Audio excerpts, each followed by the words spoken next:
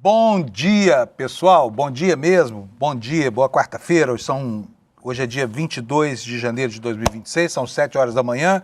Eu sou o Fábio Panunzi e esse aqui é o Desperta do ICL, edição de hoje que começa com as complicações da vida na República do Banco Master. Né? E não deve ter sido uma noite fácil para o ministro Dias Toffoli.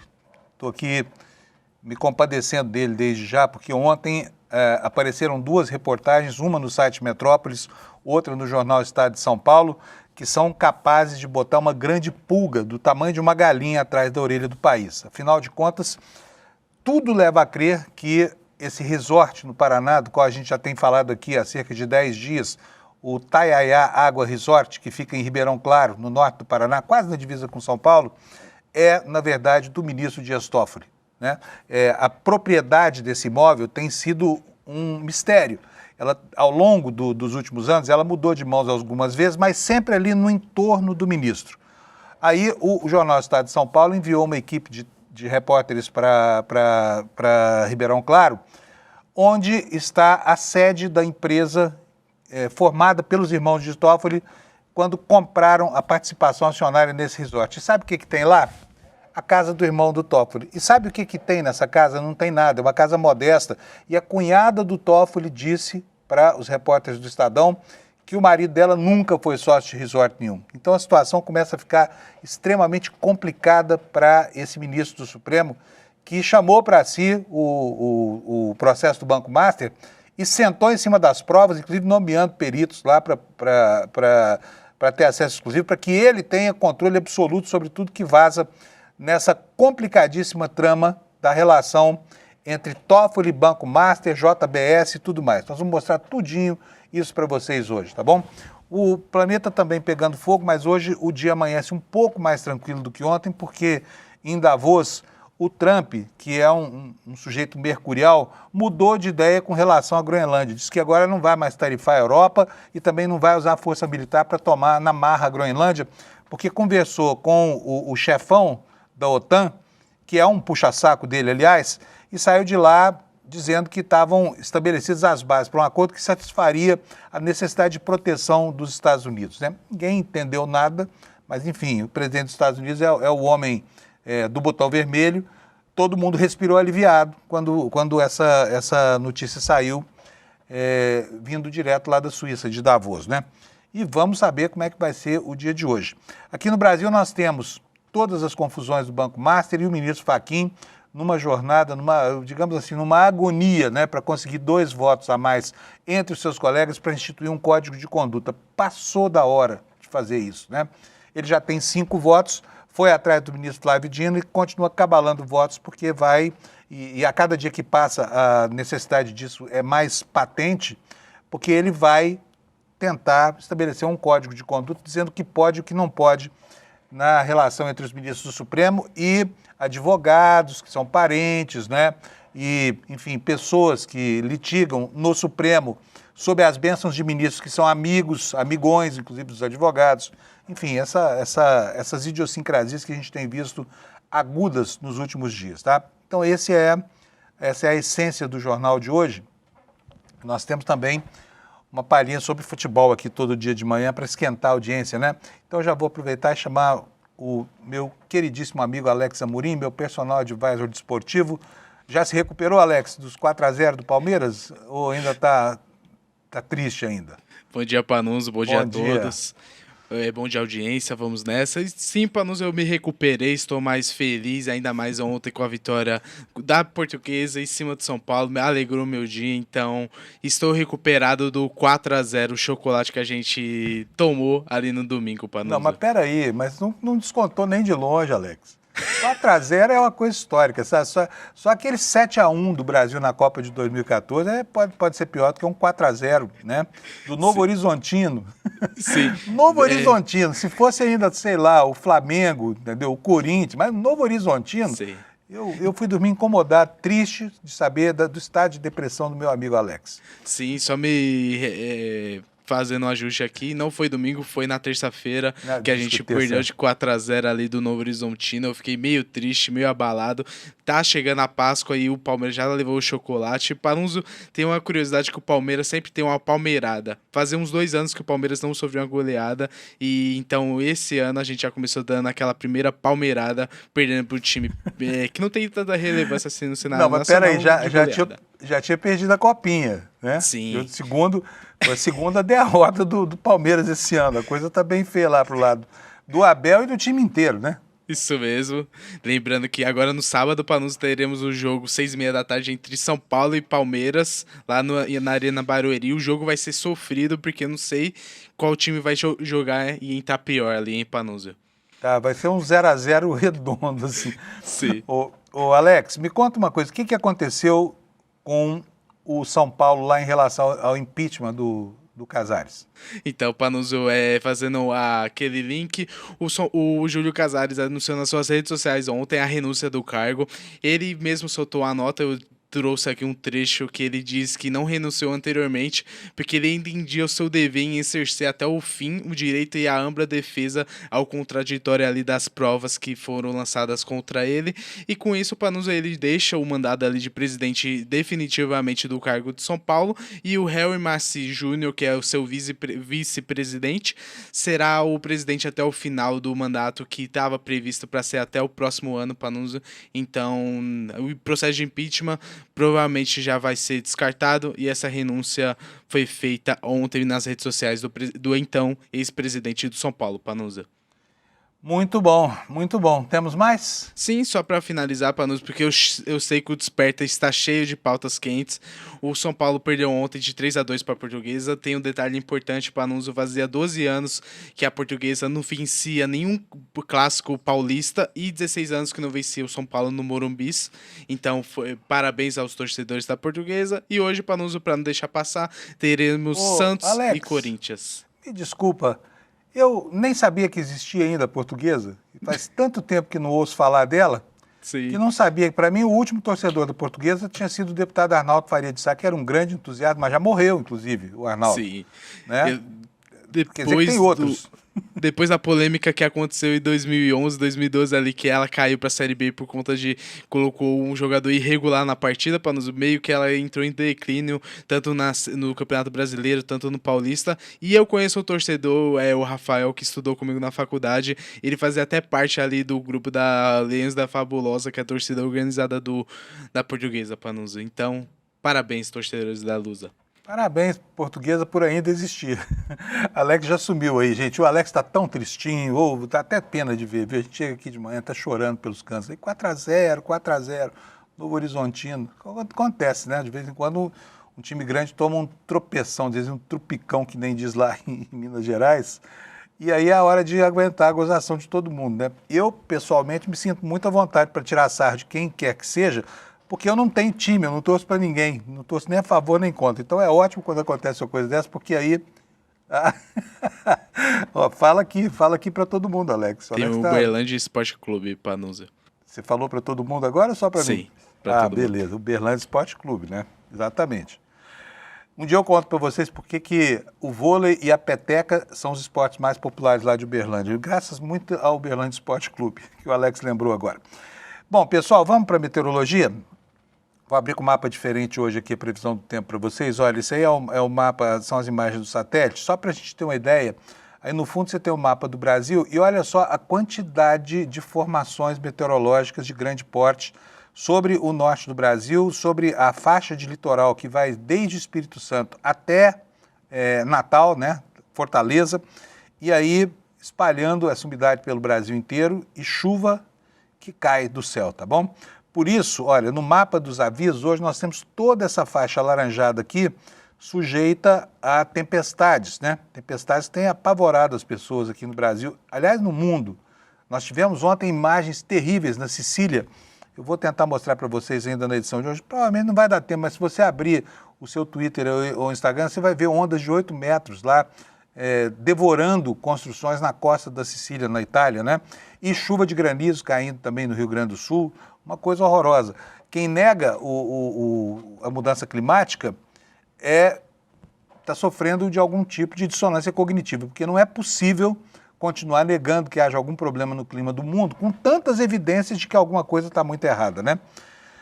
Bom, de qualquer forma, vamos ver aqui, olha, esse alerta aqui de chuvas intensas que está bem no meio do mapa, vamos ver qual é a área que ele atinge, se o site do Instituto Nacional de Meteorologia nos permitir, tá? Parece que ele não quer permitir, não, mas eu vou de novo tentar, porque eu sou teimoso.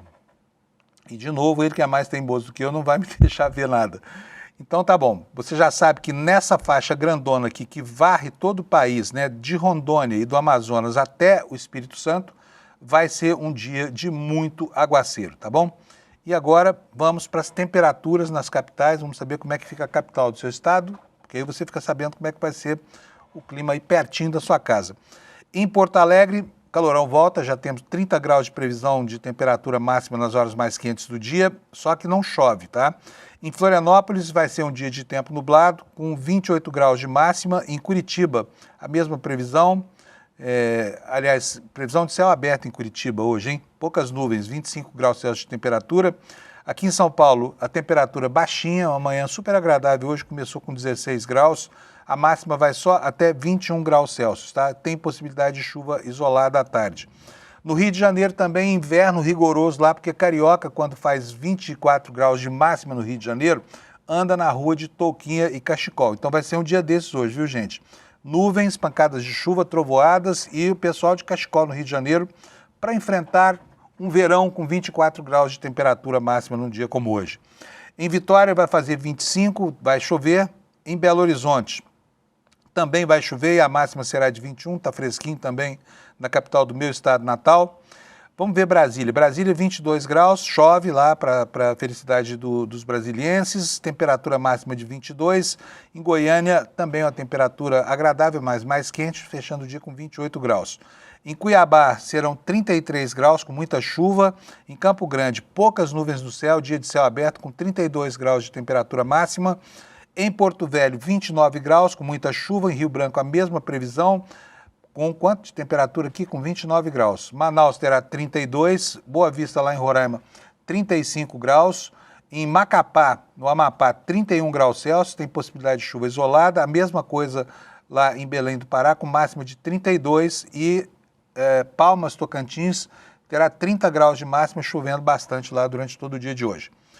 Em São Luís, no Maranhão, muitas nuvens, possibilidade de chuva isolada, máxima de 31. Em Teresina, também dia fresquinho, 33 graus para os parâmetros locais, né? E pancadas de chuva isoladas previstas lá para amenizar o calor. Em Fortaleza, muitas nuvens, chove, 31 graus de máxima, a mesma previsão para Natal e em todo o litoral do Nordeste hoje será dia de água, tá? De aguaceiro, não é dia bom para a praia. João Pessoa, nuvens, olha aí, possibilidade de chuva isolada, 31 graus. Em Recife, 31. Em Maceió, 31 também. Em Aracaju, 31. E em Salvador, nuvens no céu, chuva isolada, máxima de 32 graus. Aquela temperatura de sempre, né? Lá no Nordeste, o gradiente térmico é o mesmo, no inverno e no verão. Está sempre uma temperatura aí girando entre 21 e 28 graus, 30 graus, dias e noites agradáveis. Bom, isto posto, vamos começar o noticiário do dia aqui. Vamos começar o noticiário falando do que está pegando lá em Brasília. E o que está pegando em Brasília hoje são duas reportagens que apareceram ontem, de ontem para hoje, né? Eu vou mostrar a primeira delas aqui, olha. Essa é uma reportagem do portal Metrópolis, tá? Ela informa que o ministro Dias Toffoli, que seria, né, segundo se suspeita, o dono verdadeiro desse resort chamado Taiaiá, passou lá, sabe quanto? 168 dias desde 2022. E a segurança do ministro, que o ministro levou lá para esse que seria, né, o seu quintal, custou R$500 mil ao Brasil. É só mais um dos abusos que o Toffoli vem provocando aí ao longo da sua relação com esse resort que ele de fato adora.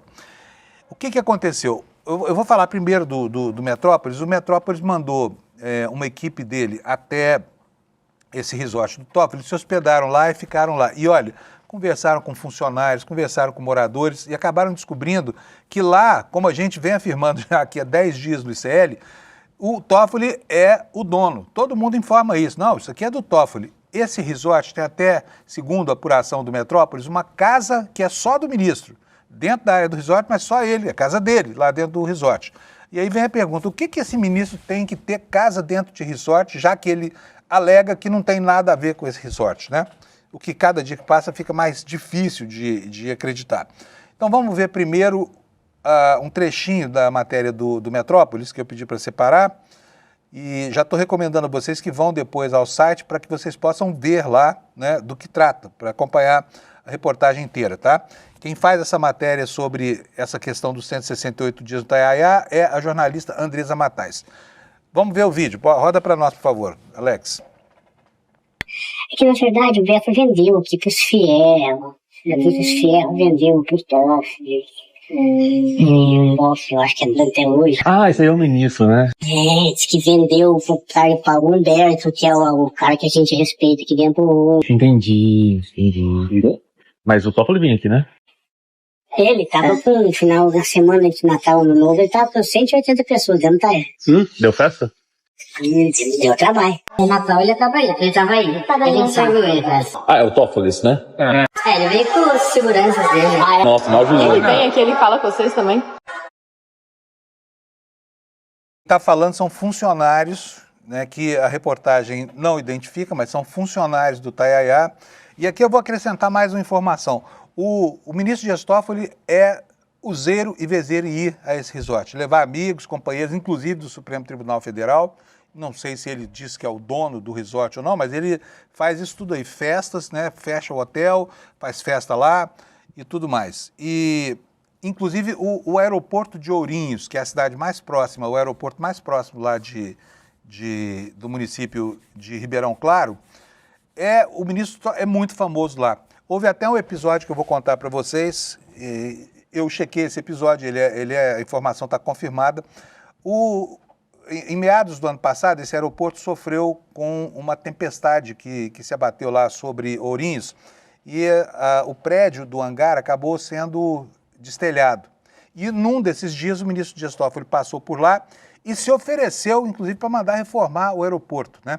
Entregou um cartão de uma pessoa que o pessoal do aeroporto deveria procurar e, inclusive, foi enviada uma proposta num documento, um PDF, né, solicitando a reforma. A reforma ainda não foi feita. A Prefeitura de Ourinhos informou que a reforma ainda não foi feita, que o próprio pessoal que cuida do aeroporto, que é da Prefeitura, tratou de repor as telhas lá e fazer um remendo lá para que na verdade não é aeroporto, é um aeródromo, né? Um aeroporto bem pequenininho. Eu mesmo já pousei lá quando eu tinha o meu avião. É um aeroporto pequeno, mas é grande o suficiente para abrigar lá, né, os pousos de jatinho, para receber os pousos de jatinho, pousos esses que às vezes carregam o ministro e seus convidados. 2 desses voos aconteceram, um em 2019, o ministro foi participar de uma homenagem ao pai dele lá em Ribeirão Claro, e foi num avião da FAB, tá? E aproveitou essa caronaça com o avião da FAB para passar o fim de semana lá. Depois voltou com o avião da FAB, quer dizer, ele foi e voltou. Isso gerou um escândalo na época, está aí nos jornais. E depois, em 2024, se não me falha a memória, o Matosinho, que é o piloto da TAP, a empresa que era usada pelos cabeças do PCC para transportar, né, os chefões, essa empresa também levou o ministro Dias Toffoli, o próprio Matosinho, que nos informou aqui, era o piloto desse avião, levou o ministro Dias Toffoli até Ourinhos para que ele fosse até o Hotel Taiaiá. Então as relações aí estão ficando muito bem estabelecidas. Não estamos acusando ninguém de nada, mas estamos falando que há evidências muito sérias de que alguma coisa está muito errada na relação entre o ministro e o resort. E aqui eu quero mostrar para vocês agora a matéria do Estadão. Essa sim é uma matéria extremamente importante. Está aqui, olha a manchete. Cunhada de Toffoli diz que o marido, ou seja, o irmão do ministro, nunca foi dono de resort nenhum.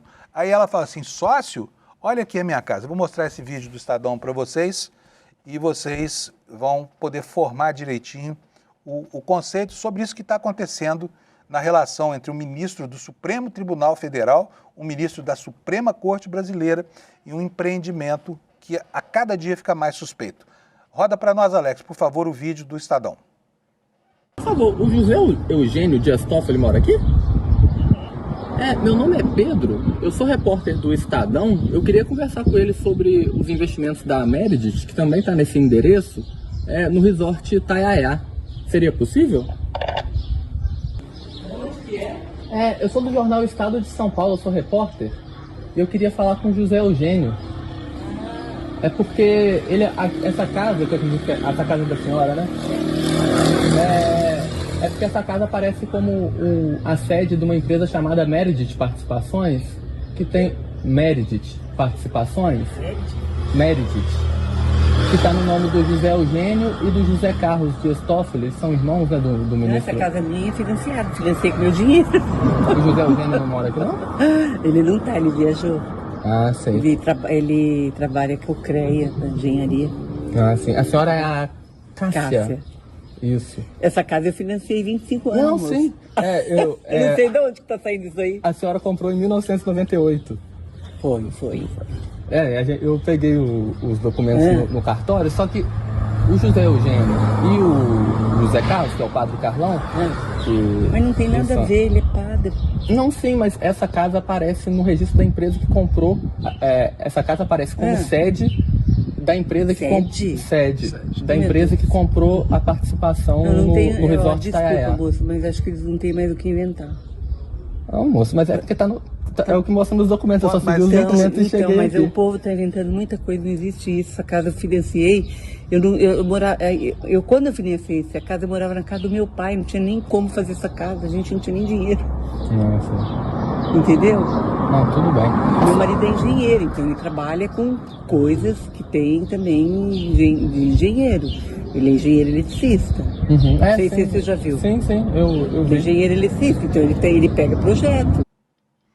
Ou seja, a empresa que os irmãos do ministro Dias Toffoli abriram para supostamente comprarem 33% das ações desse empreendimento funcionava nessa casa que você acabou de ver, onde vive ainda o irmão dele, que é um modesto engenheiro. A casa não tem nada de casa de milionário, de dono de resort, com a mulher dele que vocês viram aí nessa reportagem, né? Lá pelas tantas, e aí eu recomendo a vocês que vão até o site do Jornal Estado de São Paulo e vejam esse vídeo na íntegra, ela vai afirmar o seguinte: olha, eu não tenho nada a ver com isso, paguei isso aqui, não tem nada de empresa aqui. Essa Meredith, então, é a empresa que esse irmão do Dias Toffoli e um outro, que é padre em Marília, supostamente montaram para adquirir por R$370 mil, um terço das cotas do resort, que logo depois receberam uma injeção de R$20 milhões de quem? Fabiano Zettel, que nada mais é, nem nada menos é do que cunhado de Daniel Vorcaro, o homem que está sendo processado no Supremo Tribunal Federal sob a gestão, esse processo do ministro Dias Toffoli. Então, tudo muito estranho, tudo muito esquisito, tudo muito errado, né? E além disso, né, vem aqui a confirmação, porque o ministro tem dito que nada tem a ver com esse resort. Aliás, é uma coisa que ele vem negando há anos já. Mas a Andresa Matais, lá do Metrópolis, descobriu que ele passou 168 dias lá nesse hotel Itaiaiá desde 2022. 168 dias, gente. Isso aqui, olha, é metade de um ano, tá? Ele passou 168 dias e levou os seguranças dele. Os seguranças custaram R$500 mil ao contribuinte brasileiro, tá? Como é que o jornal conseguiu isso aqui? Porque levantou informações sobre a liberação de diárias para seguranças do Tribunal Regional Federal da 2ª Região que estiveram a serviço do ministro Dias Toffoli durante esse meio ano que ele passou lá nos últimos 2 anos, tá? R$548 mil custaram só as diárias da segurança, tá? Sem falar do preço do transporte, né? Porque ora ele vai de avião da FAB, ora ele vai em avião de lobista. Enfim, a matéria diz o seguinte: o ministro Dias Toffoli do Supremo Tribunal Federal passou pelo menos 168 dias no resort Itaiaiá, em Ribeirão Claro, desde dezembro de 2022. Ao todo, é como se ele passasse em cada 7 dias nessa propriedade, ou seja, né, jornada 6 por 1, 6 por aí e 1 lá. As diárias de segurança do ministro dessas viagens consumiram R$548,9 mil dos cofres públicos. A coluna da Andresa Matais mostrou que funcionários do estabelecimento dizem que o Toffoli é o verdadeiro dono do resort até hoje.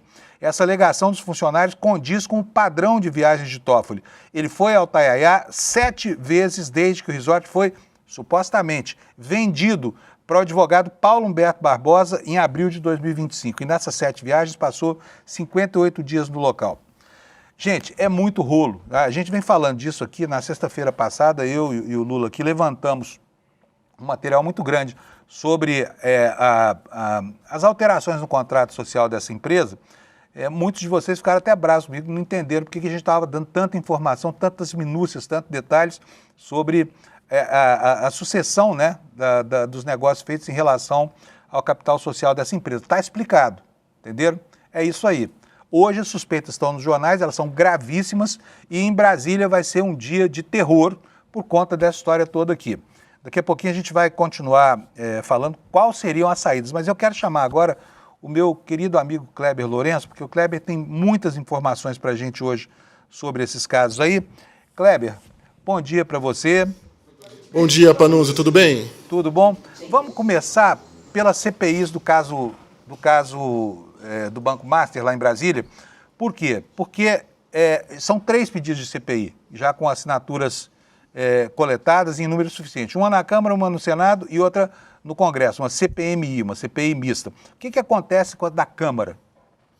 Olha, Panunzio, depois que o deputado Rodrigo Hollenberg, do PSB do Distrito Federal, conseguiu as assinaturas para a instalação da comissão, fica agora apenas aguardando a instalação feita pelo próprio presidente da casa, no caso, Hugo Mota. Então, é um ato que fica privativo do presidente de ele fazer essa instalação.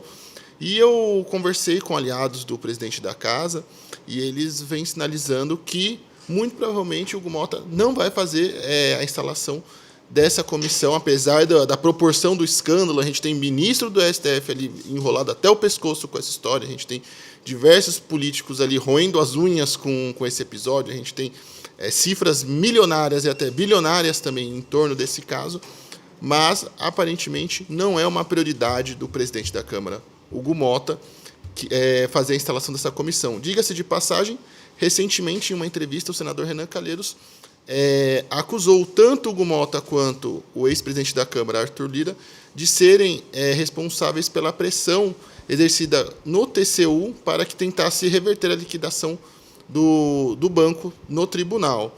E aí eu conversei também com o deputado Rodrigo Hollenberg, que se mostrou bastante incomodado com essas sinalizações.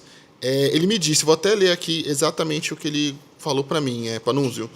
Eu acho que pegará muito mal para a Câmara dos Deputados não instalar a CPI do Banco Master. Ainda que existam outros pedidos de CPI que não forem instalados, essa CPI, em função da gravidade dos fatos que foram revelados, é absolutamente indispensável. E por que ele fala dessas outras CPIs? Porque o Hugo Mota vem sinalizando que há uma fila muito grande de pedidos de CPI, por isso que essa não seria tanto prioridade.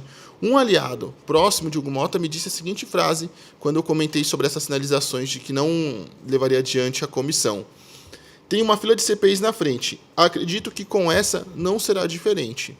E aí eu trago um bastidor que eu preparei ali só para você, Panunzio, a comunidade do Desperta, que eu fui buscar uma posição da assessoria do Hugo Mota e da equipe dele, e falei, olha, os aliados estão dizendo que há uma sinalização do próprio Hugo Mota de que não será levada adiante essa comissão, de que ela ficará aguardando, de que não é algo de tanta prioridade, e perguntei se eles queriam se posicionar oficialmente sobre esse tema, ou se queriam desmentir ou confirmar de fato a informação, e eles simplesmente falaram que não iam se posicionar sobre o assunto. Então, um silêncio, no mínimo, estranho.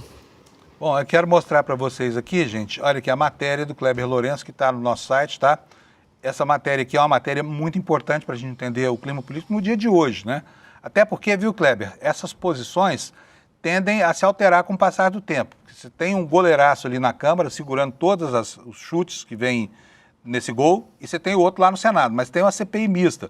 Aí na CPI mista a história é outra, porque não tem essa história da fila, né, que é usada como pretexto. Exatamente. Mas a acusação é grave, né? A gente viu ontem, anteontem, Renan Calheiros dizendo que esse sujeito, Hugo Mota, né, que está em 10 entre 10 escândalos do Brasil, está tentando fazer com que não haja essa CPI, vai deixar o assunto pendurado lá na fila, como se tivesse importância nenhuma, né?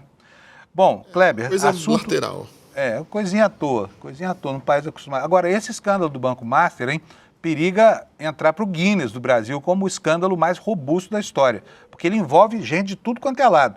Envolve o Poder Legislativo, olha aí, vocês estão vendo Hugo Mota e Arthur Lira pressionando lá, segundo Renan Calheiros, para que não haja investigação nenhuma, né, pressionando o TCU. Vocês estão vendo ministros do Supremo caindo aos borbotões aí por conta de uma relação espúria.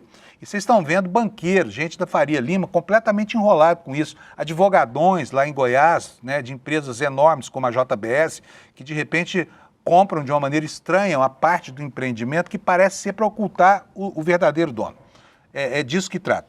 Bom, Kleber, assunto número 2. O Nicolas Ferreira, que está, nesse momento, fazendo uma maratona, né, até Brasília, está indo a pé. Eu achei engraçado porque o senador Magno Malta se juntou a essa caminhada até Brasília, essa marcha para Brasília, como eles dizem, e o senador tem problema de mobilidade, né? Então está indo de cadeirinha de rodas, tá? O telefone do Nicolas, onde é que apareceu o telefone do Nicolas, Kleber? Olha, Panunzio, eu tive acesso aos alguns documentos da CPMI do INSS que foram postos em sigilo pelo ministro Dias Toffoli, aquele que você mencionou recentemente, agora há pouco. E entre esses documentos tem a quebra de sigilo do WhatsApp do Daniel Vorcaro, que era o antigo controlador e dono do Banco Master. O que acontece? Nesses documentos, que informações tem disponíveis nele? Tem os dados ali de registro do número WhatsApp, de quem é o dono, a linha, grupos que ele participava e números que ele tem registrado na sua conta de WhatsApp. E entre esses números que eu consegui localizar, foi o do deputado Nicolas Ferreira, inclusive é o número que ele usa ali para conversar com jornalistas, os jornalistas usam para se comunicar com ele também. Panunzio, eu não sei se você tem a matéria fácil aí para a gente mostrar ali as telas. Na matéria tem as telas. Tem sim. Deixa eu colocar aqui. Maravilha. Mas ali mostra, por exemplo, inclusive é muito importante ressaltar que mostra não só informações confirmando que esse número é o do Daniel Vorcaro, apesar de já ter todos os registros e as informações também da Polícia Federal, mas também mostra que o Daniel Vorcaro tinha salvo o número do Nicolas Ferreira, mas Nicolas Ferreira aparentemente não tinha o número de Daniel Vorcaro salvo em sua agenda. Um outro ponto importante é que essa revelação veio na esteira de uma pressão cada vez mais crescente dentro da CPMI do INSS para que seja investigada a ligação de pastores de igrejas evangélicas e agremiações evangélicas no escândalo. Por quê? Porque, segundo denúncias até mesmo do próprio deputado Rogério Correia, o banco clava forte, porque aí as coisas ficam cada vez mais absurdas, Panunzio, porque é um banco da Igreja Lagoinha, ou seja, a igreja tem um banco ali com conta corrente, cartão de crédito e tudo, e este banco seria o elo de ligação entre o escândalo do desvio das pensões dos aposentados com o esquema do Banco Master. E aí, Panunzio, vamos descer um pouquinho, por favor, a reportagem, porque ali a gente já tem a primeira tela, confirmando ali, inclusive, qual e-mail está registrado essa conta de WhatsApp Business. E aí, também é importante ressaltar que esse é só um dos vários números, dos vários telefones que Daniel Vorcaro tem para se comunicar. Na última operação que teve na semana passada, devemos lembrar que mais telefones foram apreendidos e recolhidos pela Polícia Federal. E descendo tem mais documento aqui? Descendo mais um pouquinho aqui. A gente tem esse tudo número embaçadinho. Peraí, deixa eu mostrar aqui para o pessoal. Isso, aí, final 0022 é o número utilizado pelo deputado Nicolas Ferreira. Isso significa que eles tinham contato pessoal pelo WhatsApp ou apenas que o número consta o número de um está na agenda do outro, Kleber? Por enquanto, a gente pode confirmar apenas que o Daniel Vorcaro tinha o número do Nicolas, uma vez que os demais documentos estão em sigilo decretado pelo ministro Dias Toffoli, que criou uma verdadeira barreira em torno desse caso para que nenhum tipo de informação vaze, para que a sociedade não tenha esclarecimentos sobre quais eram as relações e as articulações de Daniel Vorcaro, que com o esquema do Banco Master, e isso é importante também ressaltar, não foi só o INSS que tirou o dinheiro de aposentados. Esse esquema do Banco Master também tirou o dinheiro de milhões de aposentados, uma vez que muitos fundos de aposentadoria e pensões tinham aplicações nos fundos ligados ao Banco Master. Então, é mais uma frente, assim como o INSS, é mais um esquema que também tirou dinheiro de quem precisa. Bom, daqui a pouquinho nós vamos falar sobre a liquidação do Will Bank, que é o banco digital do Banco Master, que é outra espelunca que ontem explodiu nas mãos do Banco Central, né? Deixando mais um papagaio de 6 bilhões aí para a viúva pagar, né? Indenização do FGC para correntistas dessas arapucas de Daniel Vorcaro aí. Mas agora vamos mudar um pouquinho de assunto, porque o Kleber tem uma outra matéria, e eu falo todo dia aqui, vou continuar repetindo. Não sei como é que ele consegue escrever sobre tanta coisa assim. Deve ter, é um polvo de orelhas e bocas aí, porque fala com gente pra caramba.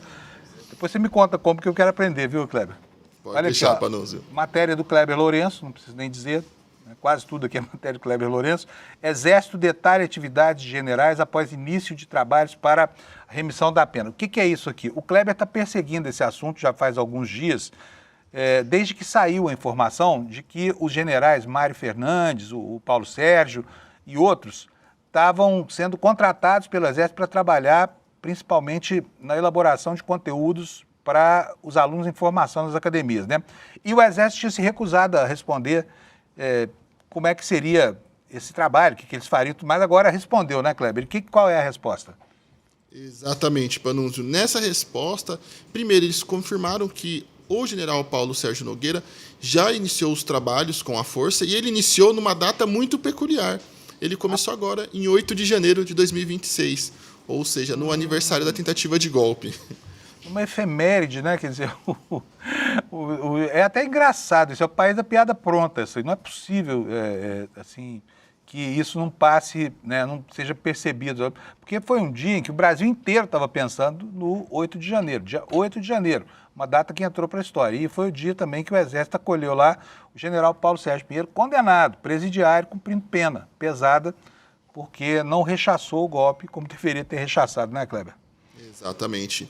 E aí o Exército me respondeu também confirmando qual vai ser o trabalho dele. Ali parece que é enfim, ficou uma coisa meio ali esquisita, mas ele vai ficar responsável pela leitura de obras previamente indicadas pela diretoria do Patrimônio Histórico e Cultural do Exército, com a finalidade de elaborar um ensaio histórico voltado para a história militar brasileira.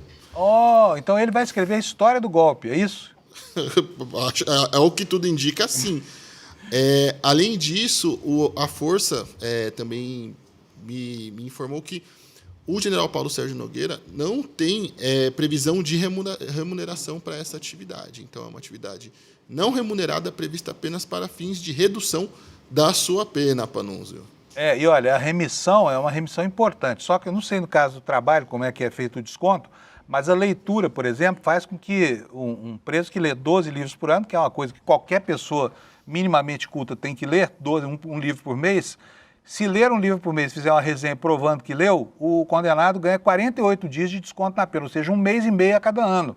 Então é uma coisa muito importante, né, Kleber? Exatamente. Agora falta saber também, o pior de todos esses caras é o Mário Fernandes, é o homem da Operação Punhal Verde e Amarelo. Também foi contratado. Também vai ajudar a reescrever a história do golpe para o Exército Brasileiro? Olha, o trabalho dele é um pouquinho diferente, Panunzio. Ele vai ficar responsável pela atividade intelectual, isso estou lendo palavras do próprio Exército, viu? Intelectual, de análise crítica a partir de obras indicadas pelo Comando Militar do Planalto e recomendadas pela Biblioteca do Exército, com vistas a contribuir com o fichamento e catalogação de obras a serem utilizadas pelo público interno da organização militar como ferramenta de apoio à instituição militar. Também não vai ser remunerado por essa atividade e o Exército não soube me precisar uma data que ele iniciaria efetivamente, apenas disse que ele deve iniciar os seus trabalhos nos próximos dias. Então, nesse caso, ele vai trabalhar na contribuição do material didático para a formação das Forças Armadas. Mário Fernandes, que o último material a ser elaborado foi um plano de sequestro e assassinato de autoridades por uma tentativa de golpe, veja só. E é bom, pelo menos vão tirar ele da seara do terrorismo, né? Que é o que ele estava fazendo, era um plano terrorista, de sequestrar, de matar e tudo mais. Está numa área menos sensível que é de produção de material em texto, né? Exatamente. Agora, olha, é uma vergonha, né? É uma vergonha. Como é que uma instituição como o Exército abriga esses pilantras que tentaram golpear, claramente tentaram dar um golpe no Brasil? Isso não é opinião, não é nada. transitou em julgado a sentença contra eles, estão encarcerados e estão ali produzindo documentos históricos para o Exército Brasileiro recontar com a sua vida. Espero que os livros indicados não sejam, né, como nos lembra aqui o brilhante, o intelectual Jair Messias Bolsonaro, a biografia do brilhante Ustra, que foi o único livro que o Bolsonaro leu na vida. Né? Historicamente, o Exército tem um problema com sua própria história e a história do Brasil. Por exemplo, a gente tem até hoje batalhões que lutam para manter seus nomes em homenagem à tentativa de golpe. A gente tem o Batalhão 31 de Março, que está ali numa batalha judicial para manter o nome em analogia ao golpe de Estado de 1964. Assim como outros absurdos. Todos os anos, as academias militares do Exército recebem ali diversos trabalhos de conclusão de cursos, monografias e teses que defendem veladamente, por exemplo, a intervenção dos militares no Estado brasileiro e também na vida civil, político e civil da sociedade. Então, continuamos ali com essa seara de absurdos no entorno do Exército, até porque, mesmo com tudo que aconteceu, ainda não se fala, seja no governo Lula, seja no Congresso Nacional, sobre um plano de revisão da formação e estruturação dos militares. Fala-se em dar dinheiro para os militares, em prever parte do PIB de forma fixa, até 2% do PIB, se eu não me engano, para os militares de forma periódica. Fala-se em colocar enormes quantias do orçamento público, algumas vezes até tirando dinheiro de escolas, de hospitais, da segurança pública, para destinar aos militares, mas não se fala sobre a profissionalização desses militares. Mais uma vez eu reafirmo, Panunzio, dar dinheiro para os militares sem que a gente possa rever esse estado de coisas nas três forças é jogar dinheiro no lixo, e isso é revoltante. É, revoltante mesmo, tem toda a razão. Kleber, olha, super obrigado aí pelas informações, parabéns pelas matérias super relevantes, tá? E a gente espera aqui amanhã, sexta-feira, porque sexta-feira é dia de trabalhar aqui também. Aqui é diário, aqui é 5x2, mano. Aqui é 5x2. Então tá convocado, tá bom? E, Panunzio, obrigado. E queria agradecer também à comunidade do ICL, que também fez bastante pressão, ajudou ali nas redes sociais, seja nas minhas redes, nas redes do ICL, comentando, marcando STF, marcando Exército, cobrando explicações, e a pressão trouxe resultado aí da nossa comunidade. A gente ficou em cima dessa história ao longo dos últimos dias e vamos continuar em cima. Afinal de contas, também temos o almirante Almir Garner, que deve iniciar também seus trabalhos na Marinha. Ainda não temos o escopo de trabalho totalmente detalhado, nem quando ele inicia. Na verdade, nem mesmo a sinalização se o STF vai ou não autorizar o trabalho deste almirante. Então, também esse agradecimento à comunidade do ICL que fez essa pressão, e devemos acompanhar ali esse caso bem de perto ainda. Olha, nada contra o apenado prestar serviço. Afinal de contas, ele mostra alguma utilidade para a sociedade enquanto ele está encarcerado, né, Kleber? Mas não precisa ser em funções nobres como essa. Será que não tem uma sarjeta lá para o general Mário Fernandes pintar, não? Afinal de contas, ele deve ter bastante expertise em pintura de sarjetas e seria um ótimo pintor de sarjetas, né? Para que nos livrasse do risco de ter a interferência de um personagem nefasto desse reinterpretando a história do Brasil. Pelo amor de Deus. Pelo amor de Deus. Kleber, um abração para você. Obrigado, viu? Abraço. Tchau, tchau. Até mais. Obrigado. Amanhã o Kleber está de volta aqui, gente. Vocês gostam dele, ele volta, tá bom? Ele volta sempre com assuntos importantes, tá? Vamos voltar aqui ao caso Master Supremo Tribunal Federal. Hoje vai ser um dia dos infernos em Brasília, né? O ministro Dias Toffoli tem um monte de coisa para explicar e os colegas dele estão com um pepino gigantesco na mão. O que fazer da corrosão acelerada da credibilidade de uma instituição que precisa ser intocada, que é vestal, né, que é o Supremo Tribunal Federal. O ministro do Supremo é alguém que deveria ter uma alma imaculada, mas não é o que está se vendo por aí, tá? Não é o que está se vendo por aí, porque o comportamento de alguns deles lá é deplorável. Estou falando aqui especificamente desse comportamento do ministro Dias Toffoli. E não adianta dizer, não tem nada a ver com isso. Ele tem o condão de controlar de que maneira a sociedade vai ter conhecimento das coisas que aconteceram, que se passaram nessas relações espúrias aí, entre Resort, Banco Master, JBS e toda essa encrenca que foi montada, aparentemente para ocultar o verdadeiro dono, que seria o Dias Toffoli. E eu não estou acusando de nada, eu estou apenas dando vazão aqui, informações que são óbvias, porque é preciso ser muito cego para não perceber que o caminho está dado, tá? O caminho está dado, com depoimentos de funcionários, com documentos, com uma sucessão de alterações no contrato social dessas empresas aí, que tem por objetivo, claro, esconder quem está por trás disso, né? Especialmente a última delas, quando um advogado de Goiânia, Paulo Humberto Barbosa, compra o controle, compra todo o capital social dessa empresa aí, com duas empresas, dois fundos, duas empresas em que ele é o único dono e tem a mesma função, ambas as empresas. Por que duas empresas com o mesmo objetivo no mesmo negócio? Para dividir a propriedade do capital social. São perguntas que não têm resposta ainda, mas que precisam ter resposta. E, enquanto isso, o pepino está na mão dos outros ministros do Supremo. Eles devem estar lá o dia inteiro roendo as unhas de nervoso com essa situação, porque a contaminação de um contamina todos e contamina a instituição também. É uma instituição que não pode ser contaminada por suspeita de corrupção. E aí, olha só, saída honrosa. Está na capa da Folha hoje, a gente já tem falado disso aqui há alguns dias, mas isso agora começa a ser cogitado entre as hostes lá do Supremo Tribunal Federal, porque eles precisam se livrar desse enrosco. E na Folha hoje tem essa informação de que os ministros do Supremo estão defendendo o envio do caso Master de volta à primeira instância, de onde não deveria ter saído. E isso constituiria, se é que é possível falar essa expressão aqui, uma saída honrosa para Dias Toffoli, né? A Folha explica que a medida tiraria a corte do centro da crise e manteria válidos os atos do ministro até agora. O relator resiste em abandonar o processo e tem dito a auxiliares não vê motivo para suspeição. Terra de cego, ministro, quem tem um olho é rei, tá? Vamos lá. Para contornar a crise de imagem enfrentada atualmente pelo STF, em razão dos desdobramentos do caso Master, integrantes da corte passaram a defender o envio da investigação à primeira instância como uma saída honrosa para o ministro Dias Toffoli. Ele, no entanto, resiste a deixar a condução das apurações. Toffoli está sob pressão interna devido à postura dele na supervisão do inquérito. As críticas começaram com o severo regime de sigilo imposto ao caso, seguido pela viagem de jatinho, né? Aliás, o sigilo foi decretado no arrasto dessa viagem, tá?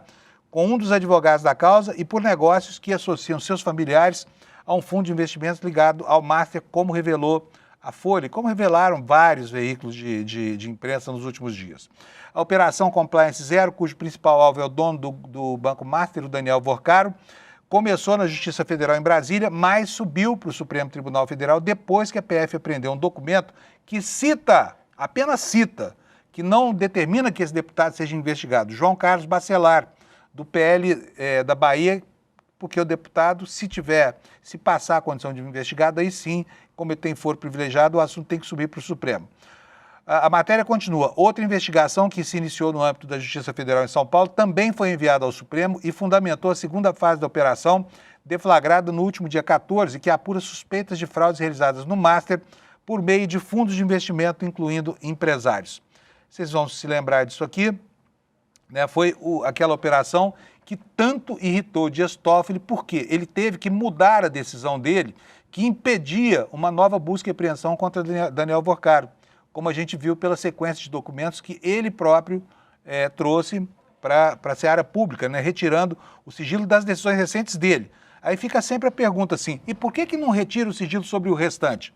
Se dá conhecimento à sociedade sobre o que está sendo feito agora, por que não deixa ver o que está ocultado pelo sigilo do que já aconteceu lá para trás, hein, ministro?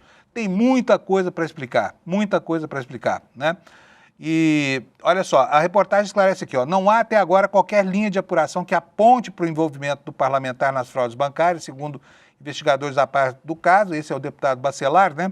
E o deputado afirma que participou de um fundo para a construção de um condomínio na Bahia e que Vorcaro havia demonstrado interesse em adquirir parte do projeto, só que a transação sequer seguiu adiante. Uma ala da corte afirma que Toffoli poderia aproveitar a falta de evidências contra Bacelar para devolver os autos ao primeiro grau. Seria uma maneira de tirar o Supremo do foco da crise, de afastar as alegações de suspeição e manter válidos todos os atos assinados pelo ministro até aqui. Tá? É o que se passa lá em Brasília. Ou seja, pressão interna no Supremo, até porque, né, isso pode levar à criação de um código de conduta que discipline, inclusive, e que proíba a tal da filiocracia no Brasil. O que é a filiocracia? E agora a esposocracia também, né?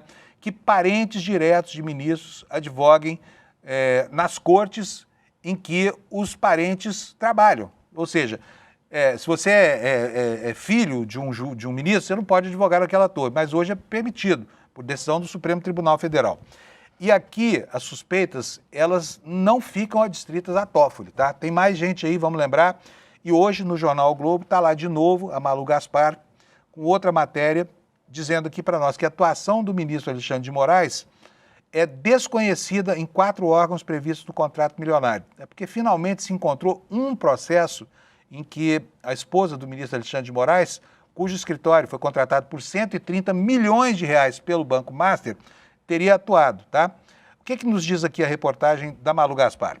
Depois do Banco Central, do CAD e da Procuradoria-Geral da Fazenda Nacional, a Receita Federal informou à equipe da coluna que não há registro de qualquer audiência da advogada Viviane Bart de Moraes, esposa do ministro Alexandre de Moraes, com autoridades do órgão nos últimos 12 meses. A resposta da Receita sobre a atuação de Viviane em defesa dos interesses do Banco Master foi enviada em resposta a um pedido formulado por meio da Lei de Acesso à Informação. Conforme revelou o blog da Malu Gaspar, o contrato do escritório de Viviane com o Master, que entrou em vigor em janeiro de 2024, previa o pagamento de R$ 3.600.000 todo mês ao longo de um período de 3 anos. E previa também a atuação da mulher, ou do escritório da mulher do ministro Alexandre de Moraes, nesses 4 órgãos, tá?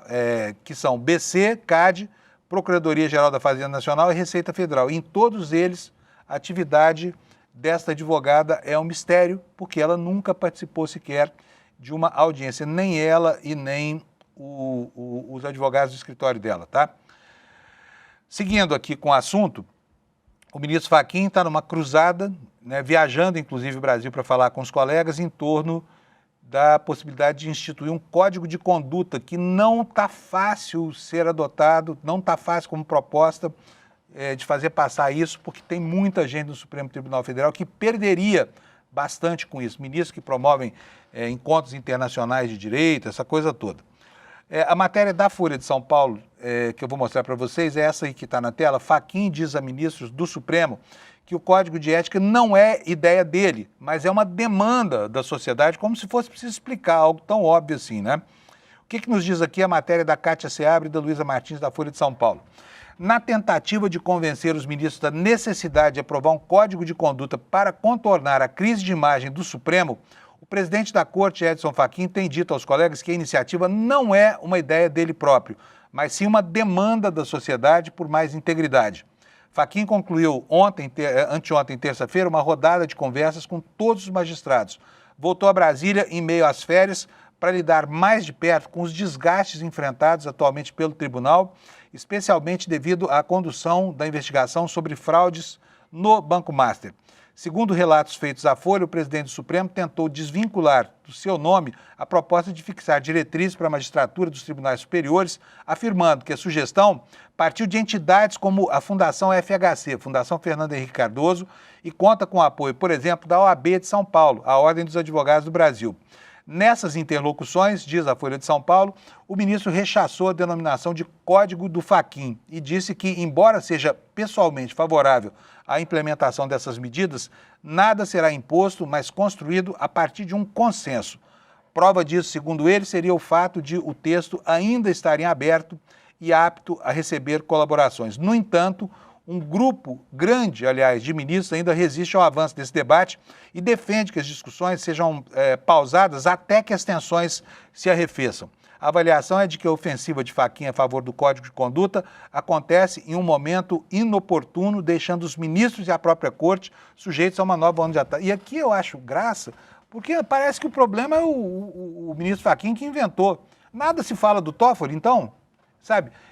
Nada se fala, até hoje não se falou uma palavra no Supremo sobre esse contrato do Alexandre de Moraes, da mulher do Alexandre de Moraes e o escritório do Mar. Nenhuma palavra, nada, uma nota, nada. Não aconteceu nada. O assunto corre em absoluto silêncio da parte interessada, que é exatamente a esposa do ministro Alexandre de Moraes. Vou parar por aqui, porque nós temos outros assuntos para falar e o meu tempo está ficando curto. Quero falar para vocês sobre o que aconteceu ontem lá em Davos, na Suíça. Chegou lá o Trump, foi recebido num tapete vermelho, né, longo tapete vermelho, e apareceu para fazer um primeiro discurso que foi mais uma peça dessas que ele está acostumado a produzir. uma falta de educação, maltratando os colegas verbalmente ali, muito arrogante, né, fazendo troça do restante do mundo, especialmente da Europa, né, que ele colocou numa condição de cachorro abandonado, né, do mundo. E ele disse, entre outras coisas, que não abriria mão da Groenlândia, de jeito nenhum, porque a Groenlândia é muito importante para afastar os chineses e os russos, né, do Ártico, da circulação de navios de guerra e de navios mercantes pelo Ártico, que fica cada vez mais navegável em função da mudança do clima no mundo, do aquecimento global, que vai diminuindo a calota polar. Lá em cima o gelo é uma boia, ele não tem terra embaixo, né? Então, quanto menos gelo aparece, mais rotas de navegação existem por ali. Eu vou mostrar para vocês um trechinho do discurso do Trump ontem lá em Davos. Roda para nós, por favor, Alex. But we saved Greenland and successfully prevented our enemies from gaining a foothold in our hemisphere. So we did it for ourselves also. And then after the war, which we won it big. Without us, right now you'd all be speaking German and a little Japanese, perhaps. After the war, we gave Greenland back to Denmark. How stupid were we to do that? But we did it. But we gave it back. But how ungrateful are they now? Eu quero só lembrar aqui uma idiosincrasia da história, porque faz muito pouco tempo, né, que aconteceu a Segunda Guerra Mundial, ela terminou em 1945. Para os Estados Unidos, ela começou em 1941 com o bombardeio lá de Pearl Harbor, né, uma ilha no centro distante, lá no meio do Pacífico. 292 mil, quase 300 mil soldados americanos perderam a vida na Segunda Guerra Mundial, combatendo o fascismo de Mussolini e o nazismo de Hitler.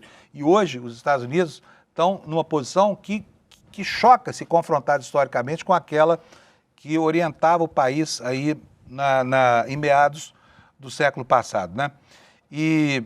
Só que o presidente americano é um sujeito ciclotímico, ele tem demonstrado assim, uma volubilidade que é uma coisa impressionante. Porque hora ele diz uma coisa, outra hora ele diz outra. Hora ele ameaça, outra hora ele afaga. Ninguém sabe exatamente para onde pode ir. Muita gente nos Estados Unidos, inclusive, acha que ele é um demente, que ele está demente, que ele tem um processo de demência por senescência e que isso vai começar a complicar as aparições públicas do Trump, né?